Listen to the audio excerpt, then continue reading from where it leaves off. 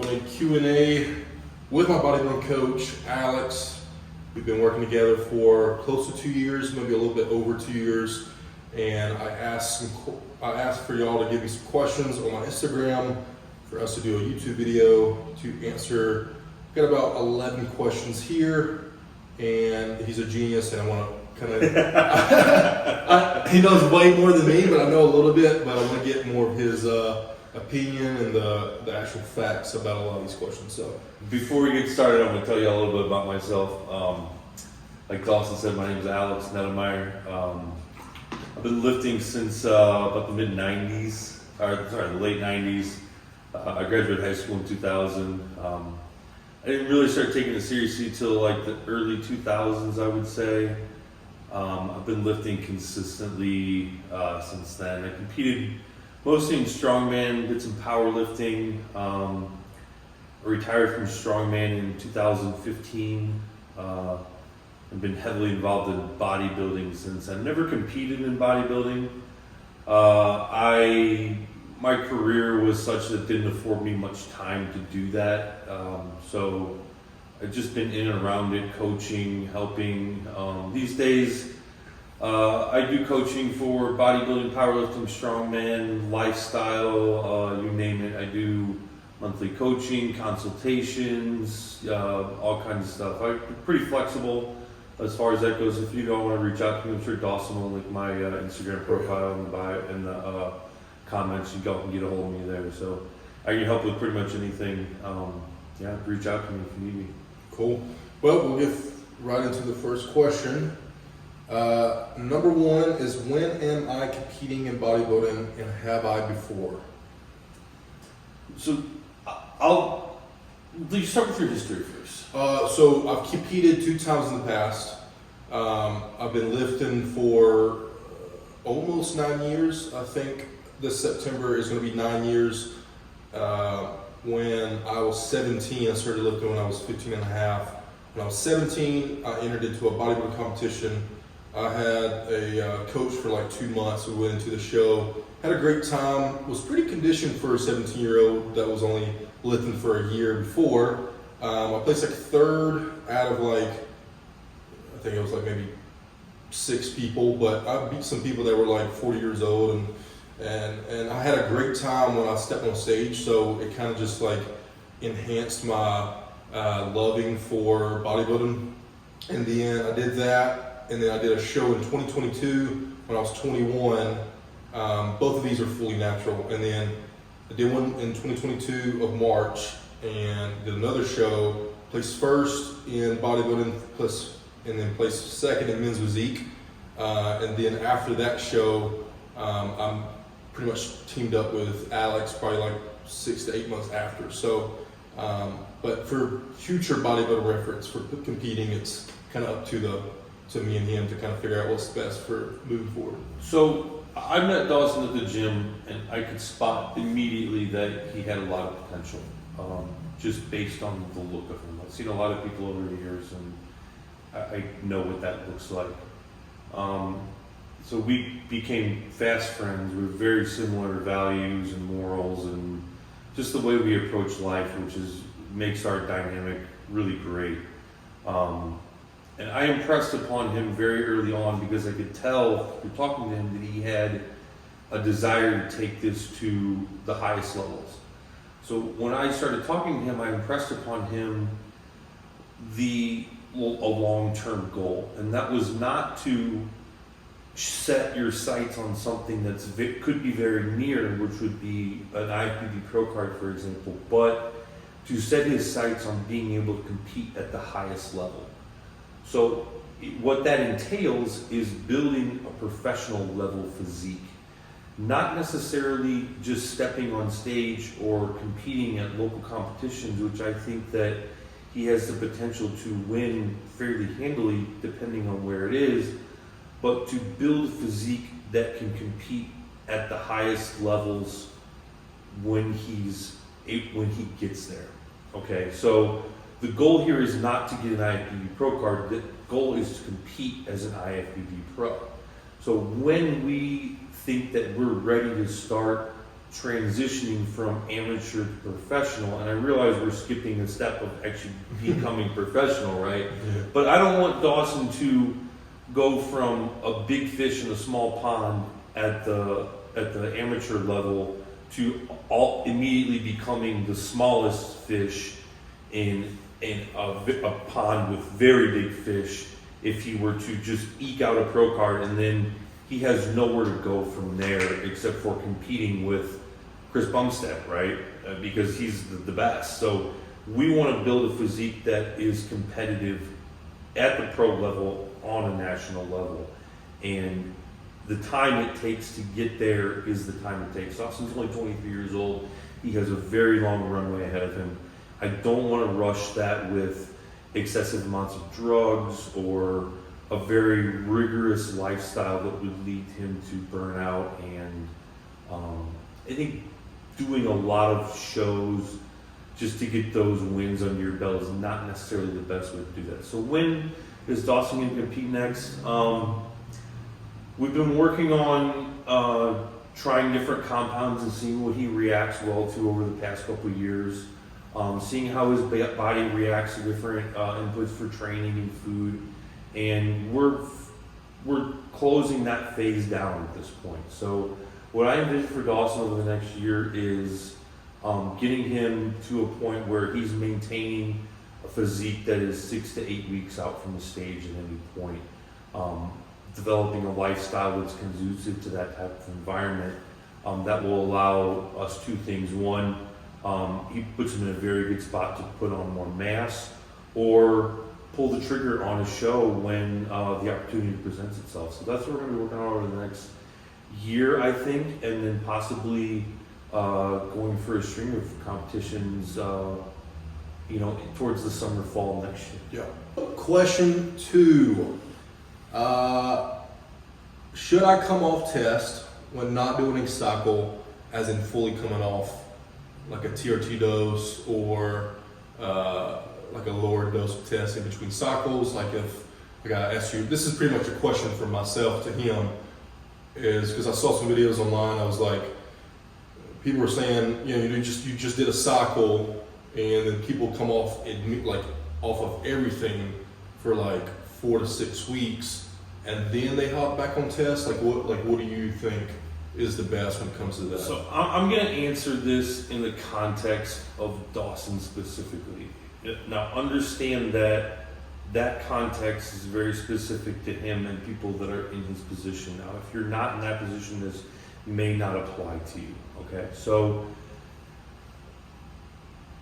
Dawson finishes a cycle, and he's at his peak dosages, and then things begin to taper off. Now that tapering off period, depending on the esters of the drugs we use, could be anywhere from 6 weeks to 6 months, and I mean that quite literally. So let's just use the long end of that spectrum and the 6-month mark. Okay. So it takes his body a clearance rate of 6 months to get all of those drugs out of his system. And I'm not exaggerating that, but something like nandrolone and deconate is a very long half-life, or boldenone equipoise, for example, very long half-life. So these things are not out of their own possibility. So Dawson's going to wait then 6 months for the drugs to fully clear out of his system, for then his body's natural production to begin taking over. And that restoration process, again, can take anywhere from 6 weeks to 6 months. So we're talking up to a year for Dawson's, after he finishes his cycle, before he's then back at his full natural production level. And then what are we doing from there? We're going to go right back into another cycle and start that process over again. It's just, the timelines just are not conducive to building a physique that is going to be competitive on a national level if you're doing that. Now, these things could be compressed depending on what esters you use, but you have to ask yourself the question then is this constantly going back and forth between natural and enhanced, is this the healthiest option for you, as opposed to just doing a cycle and then taking a recovery period on a TRT dose, or as I've heard coined previously. Athletic HRT, which would be that's usually between 2 to 3 milligrams per kilogram of drugs. So, we're maintaining that dose in the off season, and that can be done in a very healthy way, depending on your diet, your supplementation, your lifestyle. I just don't see any real added value in coming off completely if your goal is to really build a pro level physique. Now, there may be people that do that, but I just don't think it's the best way to approach things. Awesome. Question 3. What is the best workout split for a beginner?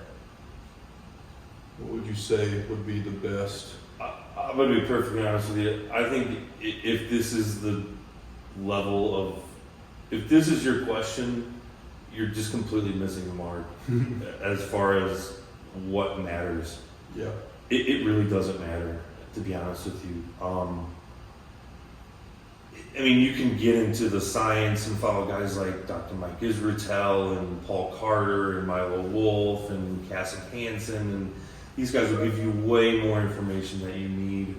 My best advice is if you're just starting out, find something that you enjoy doing and give it as much effort as you possibly can. Yep. If you really enjoy doing a bro split and that gets you in the gym 5 to 6 days a week, and you can go in there and just run yourself into the absolute ground in the gym, my boy, just go and do that and just live your life and enjoy the shit out of it. Yep. If you want to go in 3 days a week and do a full body routine, that will provide you incredible gains, and I think you'll have an awesome time doing that.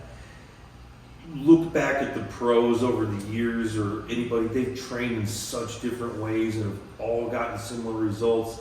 They did what they love to do. Mm-hmm. Go do that. Yeah. Give it your all. You're gonna make progress. I don't care if you train biceps and triceps in the same day, or push-pull legs, or full body, or upper lower, or bro split. It doesn't matter. Yeah. Go in there and just crush the gym, period. I would just say just try different things out, whatever you like best, as in like working out, if you like a 5-day or a 4-day, or go every day, like whatever you enjoy doing, and it gets you to the gym, and when you're in the gym, you're having a great time and you're working out hard. That's the only thing that really matters. Absolutely. All right, next question. If I'm 20% body fat, should I do a lean bulk and keep gaining size, or cut down? So, as with all that answers these questions, it's going to be, it depends. It depends on where you are. If you're an enhanced athlete and you're at 20%, if you're an enhanced bodybuilder and you're at 20% body fat, stop what you're doing immediately and diet until you're at most 10% body fat, period. There's just no reason for an enhanced bodybuilder to be over 12 to 15% body fat. No reason, ever, period. If you're a beginner, I would just start lifting and eating a well-balanced diet and try that for 6 months and see where you land. Everybody in between, if your goal really is physique enhancement, whether you're natural or enhanced, I think 20% body fat is too high. But it really all depends on where you're at in your journey, honestly. All right. Let's see. Should I go to failure on every set? You answer this question. Okay. Should I go to failure on every set? I mean, personally, I'm just going to say like personally, I mean, I pretty much do to a certain extent. I might leave like one in the tank, but like we've been working out every day since I've been in Vegas, and usually we'll do like 2 to 3 hard sets on each exercise, and we'll bump the weight up a little bit, and I'd rather fail around 8 to 10 reps instead of doing like 15 to 20 reps and have more in the tank. So I think finding a balance of like intensity, like volume, and also just like what you enjoy doing is how I work out in a sense. But going to failure on every set is pretty common for my personal working out. But should you? Depends on where you are, like working out wise. Like if you're a beginner, intermediate, or advanced. I don't think maybe a beginner has to go to failure on every set because they're just more inclined to newbie games and stuff like that. But if you're more advanced, I would say pushing out all the effort into your set, each set that you do, is beneficial in my opinion, because there's no, like, why are you saving energy for the next set when you have a set in front of you that you can get all the energy out in that and all the load out in that. But if you're not doing failure, like going to failure on sets, or like at least like 1 or 2 away, maybe drop your sets down on each exercise to maybe 2 or 3 instead of doing 4 or 5. Up the weight a little bit, do top sets of, I'm going to warm up 2 sets of 3 to 4 reps with a lighter weight, and then my 2 top sets or my heaviest weight set of like 8 to 10 instead of just doing 4 sets of 15 at the same weight pretty much.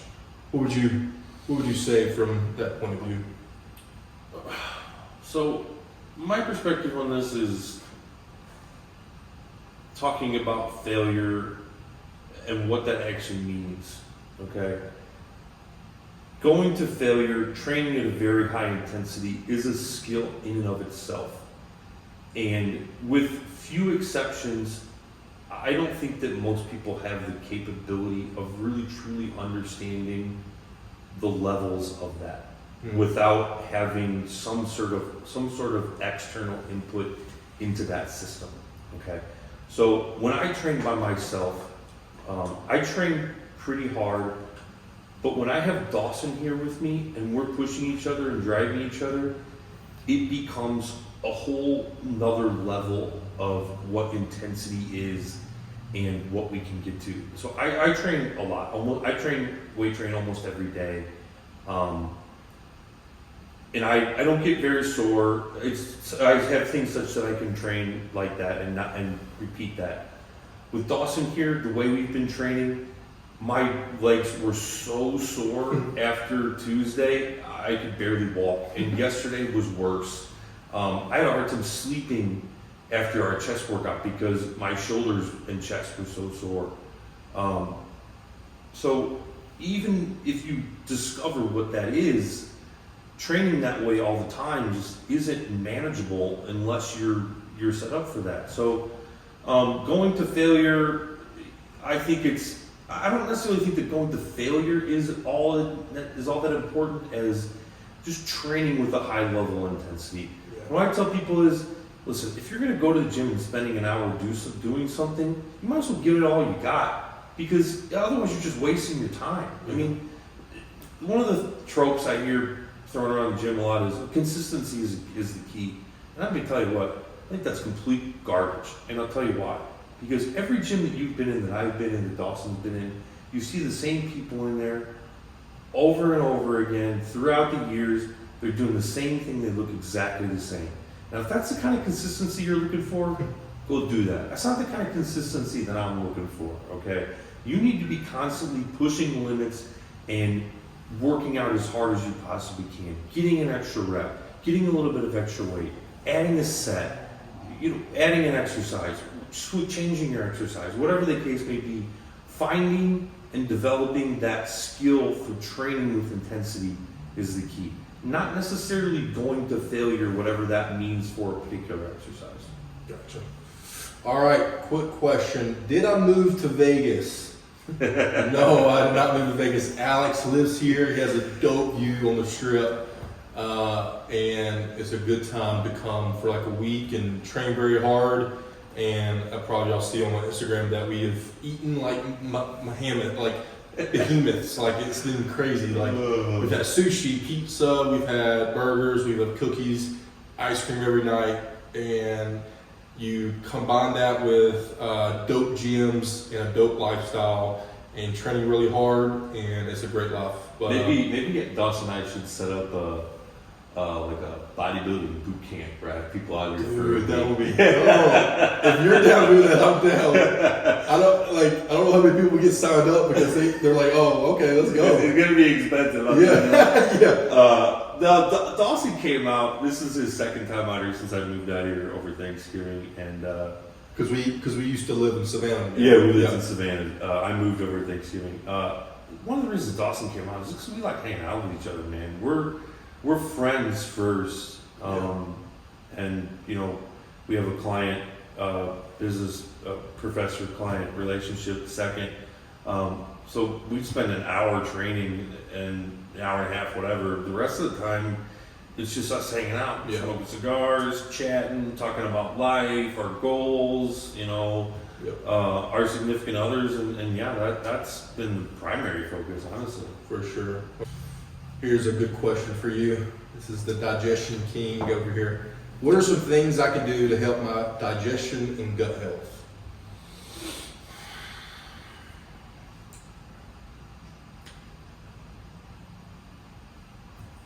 So man, this is a good question. If you're having serious digestive issues, the first place I would start would be an elimination diet. Okay, so the carnivore diet, for all of its shortcomings, that's what that is. That's what that was meant to be. Now, should be a very short-term solution. So what you would do in this case is stick with a very benign food like meat in this case, and to give you a baseline, right? Meaning I'm not having any issues when I'm eating this, and slowly introduce foods after, let's say, a month, for example, and then assess your tolerance for those foods as you introduce them. So you may introduce fruit, for example, you know, one at a time, and go from there. And this does well, that doesn't do well, yada yada yada. Okay, so that's one way to approach it. And if you want to do this, look up the FODMAP diet. It's I'm not going to go into details, but just Google FODMAP diet, and it'll give you all the details rather than me going on a long spiel about that. Now, where I think a lot of bodybuilders run into trouble is a couple of different places. One, fiber. You've got to eat your fiber. I'm not going to debate with anybody because the literature on this is clear. Fiber is very important for your stomach for a variety of reasons. Your cholesterol being the biggest one, especially for enhanced guys. So if you're not getting in a sufficient amount of fiber, that would be the first place I would start. After that, another trap that a lot of bodybuilders fall into is they'll just eat the same shit every day, day in and day out, and you get these things in your head that like, oh, I can't eat dairy because it causes inflammation, whatever the fuck that means. And then you go out one day and you're like, you eat a bunch of ice cream or a cheese pizza or something, and you're blowing up the toilet. And you're like, oh my god, I'm allergic to dairy. It's, no, you're not, you dumbass. You just cut dairy out of your diet for the past 2 months, and then you ate a whole shitload of it. And your body's like, I don't have the probiotics in my stomach to handle this. And like, so eat a variety of foods. And I mean, I'm not necessarily saying you have to change your diet every day, but you know, eat what, go to Whole Foods and pick out what they have on sale, pick out what's fresh, eat the kind of stuff that's in season, and change that up every now and again. So you build a robust digestive system that can handle a wide variety of foods. That doesn't mean you're going to be able to eat everything all the time, but you're going to develop, like I said, a robust digestive system. Now, furthering that, we can add in things that contain naturally containing probiotics. Fermented vegetables is a very big one. Raw kraut, kimchi, things like that. You're getting two big markers there. Fiber, and then the probiotics come along with that. Dairy, yogurt, kefir, things like that, another great option. Kombucha, less so, but still a good source of probiotics. I have one of those three things every day: fermented vegetables, fermented dairy, and kombucha. I think they're a great addition. I wouldn't necessarily look for a probiotic supplement or a digestive enzyme supplement. I don't think those are quite as efficacious as the foods that I've listed. So that's where I would start. Yeah. Yeah, well, one, I have to get better at eating more fiber. Two, it's just more of a, like we get caught up in like, oh my God, like I need enough protein. Like getting 300 grams of protein in a day it's not easy. It's like, it's a mental thing you have to do throughout the day and plan your meals if you don't have a meal plan. So like, when you're worried about so much protein, and especially if you eat a lot of carbs and healthy fats with it, you kind of forget about the micronutrients of fiber and the probiotics and all the extra goodies. But if you just make a mental check in your mind, and when you go to the grocery store, have a list that like, hey, I need to get these 4 things. I need to make sure I get fiber, which is like broccoli and any fruits and vegetables are going to be good sources of. Which I think I get a lot of fruits. I just don't get a lot of. I don't necessarily have a particular issue with that. What's the best like two fruits for the best fiber? Like, if they could. I would just Google high fiber fruits. Bananas are at the top of the list. Raspberries, strawberries, apples. The simplest way I've heard it described is to eat a wide variety of colors. Okay, very simple to do. Apples, blueberries, bananas. What else? Like oranges, kiwis. Like these things all have different colors. They all have different nutrient profiles associated with them. I'm also certainly not opposed to a fiber supplement. Psyllium husk is a good cheap option. I've heard Fiberlize. It's a supplement made by Species Nutrition. I've heard that's very good. I've never used it. The last thing that I'm forgetting here is to make sure you're well hydrated. That's also, especially where I live here in Vegas, it was 7% humidity yesterday. So yeah, you can get dehydrated pretty quickly, which will cause your colon to back up a little bit as well. Yeah, I agree. All right, so we have a couple more questions. I think we have three more. How many calories should I be eating as a 16-year-old trying to gain weight? I think we talked about this before about, I'll let you do it. If you're 16 years old, I want you on the seafood diet. You seafood, eat it. Yeah. Period. Be consistent with it, okay? Your body is literally never going to be in a better chance to grow bone, muscle, hair, organs, everything. Providing the right substrate for that in the form of calories is the biggest lever that you can pull. I'm not even super concerned with protein in this instance, because if you're getting enough calories in the form of carbohydrates and fat, leave that protein aside, what that does is it allows your body to prioritize the protein that you are eating to muscle building and repair, and not going through gluconeogenesis to turn it into fuel. A simple way to do this is just go to the grocery store and just buy gallons of chocolate milk. Yeah, and instead of drinking water with your meals, drink a big ass glass of chocolate milk, dude. I promise you will grow. Just explain it to your parents that you need 5 gallons of chocolate milk. Seriously, because I understand parents' reservation with buying protein supplements and things like that they don't know anything about, and trying to convince them to buy things like that for you may not be the best approach. But if you're like, hey mom, I'm going to the gym and express her this is going to be a healthy thing, and I want to get a little bit bigger, I need some more food, things like milk, chocolate milk, just things you enjoy. Eat another serving of whatever mom's cooking for dinner. Spaghetti, like stuff. I'm not even opposed to you guys just eating junk food to get the calories in, because it's really the most important thing. Yeah. If you come to me at 21 years old and you're kind of chubby but you're strong and big, I can work with that a lot easier than I can work with somebody who's shredded at 106 foot and 140 pounds, right? So, yeah. Yeah. All right. How long do you work out for?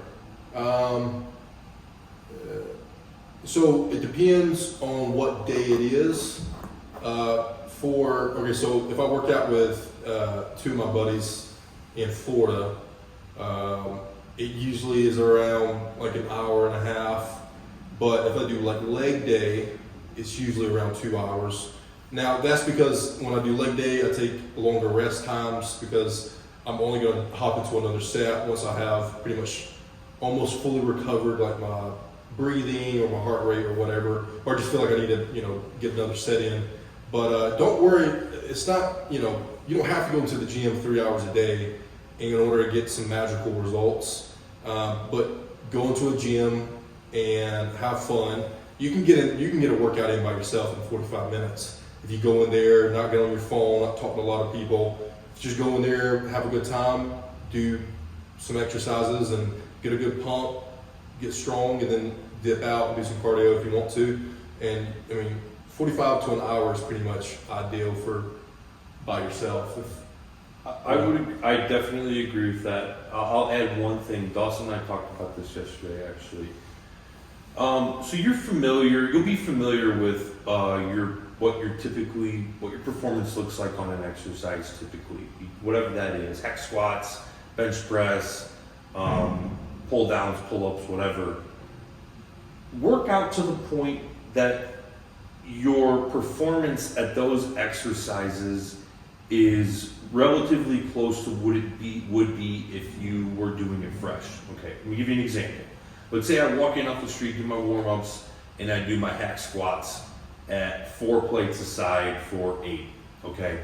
Now I go to a different workout and for whatever reason that's last, and I'm doing my hack squats and I'm only getting 2.5 or 3 plates for that same amount. Well, you probably did too much, okay? Your performance was such that you did too much before that you're kind of wasting your time at that point. Now, if you're an hour in and you're going up for a hack squat towards the end of your workout and you're getting 4 plates aside for like 6-7 reps, like I think you're still fresh and you're still getting some pretty good stimulus out of that. So the time really is sort of irrelevant to me. I mean, I've had workouts that lasted 4+ hours before. I've also been in and out of there in 45 minutes, which is my typical situation. So the time that it takes, I don't really care. Look, judge it based on your performance. If you're able to consistently perform for an hour and a half, 2 hours, by all means, go for it. If you are in a time crunch and you got to get it done in a half an hour, that can be done. Yep, I agree. All right, last question. Pretty easy question. How many times a day do you eat? Personally, right now, since I'm pretty much, I'm in Vegas right now, so I'm not on my regular routine of eating, but when I'm back home and for the last 2 or 3 months, I've pretty much been on like the same calories, which is around like 3,100 calories. Now for me, 3,100 calories is pretty low for me, but as in like it's not a lot of food. So 4 times a day is pretty like common for me to eat. Like I'll eat around like 10 a.m. and then I'll eat like one more time around like 1 p.m. before I go to workout around 2 p.m. and then I'll eat a post-workout meal and then like a late night meal before I go to bed. You don't have to eat 6 times a day in order to gain muscle. You just have to get the calories in, get the protein in. This type of question is very what a beginner would say, because I think a lot of like bodybuilding people think that like you have to eat 6 times a day in order to gain size or muscle. I don't really understand where that came from. But now if I was eating like in my bulking season and I'm eating 5,000 plus calories, now that's when I go to like 5, 6, 7 times a day, because it's more calories, which is I have to spread it out, and like I can't eat a 1,500 calorie meal every single meal because that would mess up my digestion for the next meal because I'm still digesting the last food. So it just depends on how much I'm eating throughout the day, and it usually depends on that. So Dawson touched on a couple very important points there. One, eat when you're hungry, okay? It's your body's signal that it's ready to process food. So let that be your guide. And now I understand that's going to be a bit difficult if you're eating a lot, trying to pack on mass, and you have to make some concessions there, and that's fine. The second thing being, bodybuilders and fitness people in general tend to get it in their head that once something enters the body, it's active. Everything is at a go. Okay, and this particularly comes into play with protein. That I need to eat protein every couple hours, or my body runs out of protein. I don't know what the logic is. Okay, but let me give you an example. Okay, if I were to wake up in the morning, 8 o'clock in the morning, and I cook myself a massive porterhouse steak, let's just say like a 2-pound beautiful steak, right? And I eat that done by 9 o'clock. How long do you think that 32-ounce porterhouse is going to be digesting in my stomach? I can assure you it's a lot more than an hour. I can assure you it's a lot more than 3 to 4 hours. So those amino acids that are being broken down in my stomach and in my intestines are being slowly dripped in as my body processes through that 2 pounds of meat and fat. So there's constantly can be amino acids being dripped into my body. So if I eat a 32-ounce steak and I finish it by 9 a.m., do I need to eat again at noon? No, I don't, because I've still got probably 18 ounces of porterhouse in my stomach still. So it's just, this idea that we need to eat every couple hours is just sort of silliness to me. I would say do whatever is convenient for you in most stages of physique enhancement. There may come a time where timing of certain nutrients and macronutrients and micronutrients becomes more important. But at a macro level, you're in the weeds if this is your concern. Yeah, I think a lot of videos online and a lot of like bro science when it comes to bodybuilding is very unnecessary, and it also causes a lot of confusion in the world of bodybuilding and fitness in general, of going to the gym and trying to gain size or whatever. Like, it's really simple. It's like, eat the calories that you're supposed to be eating depending on your goal, and work out hard and enjoy your working out, and drink a lot of water. Like, there's not really a lot of like, it's not really, like, you don't have to eat 6 times a day, you don't have to eat 35 grams of protein every single meal, you don't have to like have this like insane workout program that's like tailored right to your thing. Like, just go to the gym, work hard, eat a lot of food if you want to gain weight, eat less food if you want to lose weight, drink a lot of water throughout the day, have fun, make it a lifestyle. Don't become a robot unless, I guess, you're Dawson can show you guys the plans I send him. There's not a lot in there, okay? Yeah. I don't tell him what to eat. I don't tell him when to eat it. If things become an issue for us, then we address those as they come on. But other than that, I'm giving him macros, calories, supplements, pharmaceuticals, things like that. And that's pretty well it. Administration, dosages, times, things like that. A lot of this stuff is just so in the weeds. Yeah. And you guys, by micromanaging every little detail, you're just setting yourself up for failure. Yeah. When you fail to meet those arbitrary standards that you've imposed on yourself, that just make your life more difficult. Yeah. If you can get to a place where you're about 90% compliant with everything, you are way ahead of most people. Yeah. And things like how many meals should I eat, or what should my training split be? It's really in the weeds, man. It just really is. Yeah.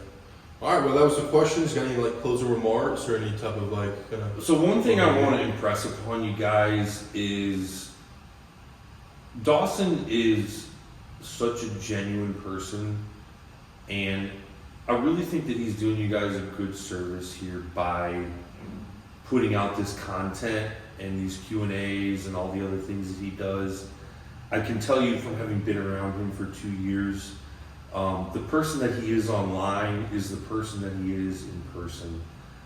He doesn't put on a show. He's not doing things for Instagram or YouTube or whatever it is, whatever platform he's on. I mean, the man showed up at my house with a suitcase full of clothes and a Bible. And he reads that thing every day. So when he's telling you guys that this is the life he leads, I mean, he's not. So when I was a kid, we had this term called C&E Christians, or Christians that go to church on Christmas and Easter. He's not that guy.